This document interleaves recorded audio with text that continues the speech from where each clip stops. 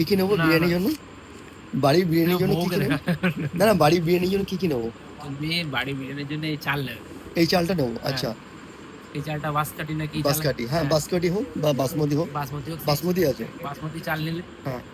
আর normal বিরিয়ানির যা যা মশলা লাগে, বিরিয়ানি যাই যা যা মশলা বলতে? জায়ফল, জয়িত্রী, হ্যাঁ, হুম। তারপরে ওই কি বলে ওগুলোকে, বিরিয়ানি মশলা আছে, বিরিয়ানি মশলা না, ওগুলো বিরিয়ানি তো পরে মশলা লাগবে। নিয়েছি।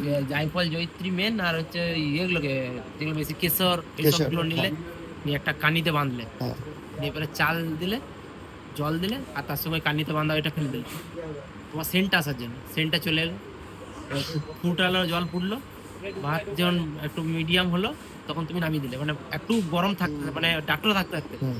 মানে 40% যখনই হবে তখন নামিয়ে দিলে। হুম। নিয়ে জল ঝুটিয়ে নিলে, নিয়ে একটা পেছের মধ্যে হুম। ভাতটাকে ফাঁকা করে দিলে। কেন ভাতটা ভাপে রাখা যাবে না, যত ভাপে থাকবে তত ভাতটা নষ্ট হয়ে যাবে, নরম হবে। নরম হয়ে যাবে। হুম। দিয়ে ফাঁকা করে দিলে, নিয়ে এবার তুমি কড়াইয়ের মধ্যে চিকেনটা করে নিলে। চিকেনটা করার সময় যেরকম চিকেন করা, ড্রাই ড্রাই করে চিকেন করলে একটু গ্রেভি করবে। হুম। গ্রেভি করলে ভাতটাও তোমার ভাতটা গ্রেভি তোমার, লাগবে। হ্যাঁ, আর মিক্স হবে। ওই ইয়ের মধ্যে এক্সট্রা করে দেবে তুমি বিরিয়ানি মশলাও দেবে চিকেনের মধ্যে। চিকেনের মধ্যে বিরিয়ানি মশলা দিয়ে দিলে হয়ে গেল, চিকেনটা রেডি হয়ে গেল। এবারে তোমার কাজ হচ্ছে লেয়ার বানানো। লেয়ার বানানোর সময় তো জোগাড় কি নিলে, গোলাপ জল, কেওড়া জল, আর মিঠা আতর। মিঠা আতরটা একটা দুধের মধ্যে নিয়ে একটা বাটিতে নিয়ে নিলে, আর এইদিকে গোলাপ জল, কেওড়া জল নিয়ে নিলে। তুমি আর বাচ্চা, তুমি আর বৌদি মিলে বসলে, একটা হাঁড়ি নিলে, বড় হাঁড়ি, নিচেতেই প্রথমে একটু ঘিয়ের লেয়ার দিলে, ঠিক আছে। তারপর ভাত দিলে, তারপরে দেবে 1 পিস চিকেন দিলে বা 2 পিস চিকেন দিলে, ডিম দিলে দুটো। প্রত্যেকটা লেয়ারে এটা দিতে হবে, মিঠা আতর, কেওড়া জল, গোলাপ জল, হয়ে গেল।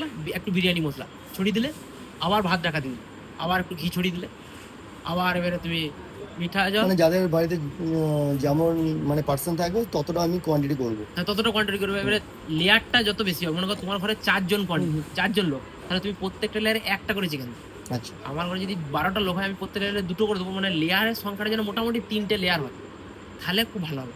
আর প্রত্যেকটা লেয়ারে কি থাকবে, ঘি থাকবে তলায়, ভাত থাকবে, ঘিটা যাতে তলায় না থাকে, ঘি থাকবে, ভাত থাকবে, আর গোলাপ জল, কেওড়া জল, মিঠা আতর, হয়ে গেল। আর বিরিয়ানি মশলা, আর তারপরে চিকেন আর ডিম দিয়ে একটু বিরিয়ানি মশলা ছড়িয়ে দিলে, নিয়ে আবার ভাত দিয়ে দিলে, আবার এরকম করে লেয়ার হলো।